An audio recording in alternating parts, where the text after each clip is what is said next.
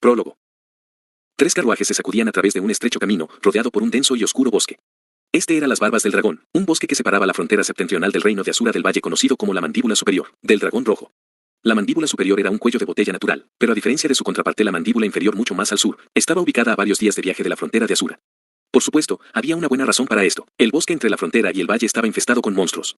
Muchos años atrás, el reino de Asura construyó una muralla en dirección al sur con el fin de evitar que aquellas criaturas entraran en su territorio, una medida que dramáticamente redujo su gasto en la exterminación de monstruos, al igual que los bandidos y criminales huyendo de su territorio. Pocos eran los que ansiaban arriesgarse a viajar a través de este. Aún así, algunos resistentes mercaderes se abrían paso a través de los territorios del norte y regresaban en busca de beneficios. El líder de esta pequeña caravana era uno de tales hombres.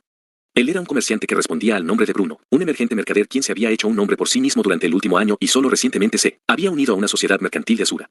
La actual tarea de Bruno era el llevar 2 carruajes llenos de bienes desde el reino de Asura hacia los territorios del norte. Este era un valioso cargamento de gran tamaño. El perderlo significaría el final de su carrera y posiblemente de su vida. Existía una gran posibilidad de que sufriría ataques por parte de monstruos, bandidos o amos. Previo a unirse a su actual compañía, Bruno había sido un simple mercader ambulante, respondiendo a nadie más que sí mismo. Durante aquellos días, él confiaba de su propia espada e instintos para proteger su cargamento.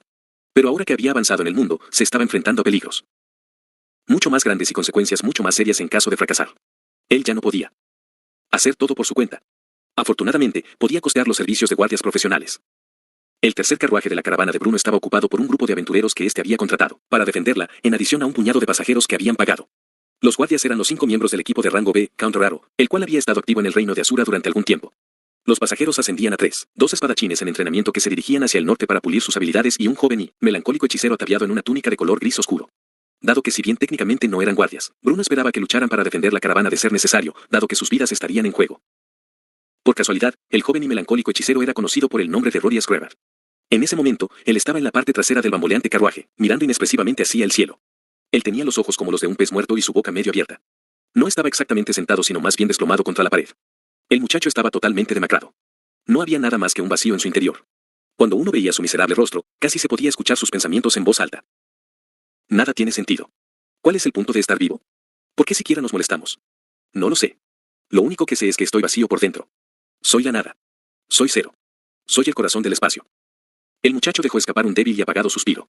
Siendo totalmente gracias a su presencia, el carruaje se sentía tan alegre como una morgue. Has estado suspirando bastante últimamente, muchacho, dijo uno de los pasajeros que acompañaban al chico. ¿Qué sucede? La mujer quien había hablado, una miembro del grupo de rango B, Count Raro, era morena con rastes que al tomarse formaban un moño. Ella vestía un protector de pecho y guanteletes, una armadura relativamente ligera, pero un tanto más de lo que la típica espadachín usaría. Lo más probable es que su clase profesional fuera una guerrera.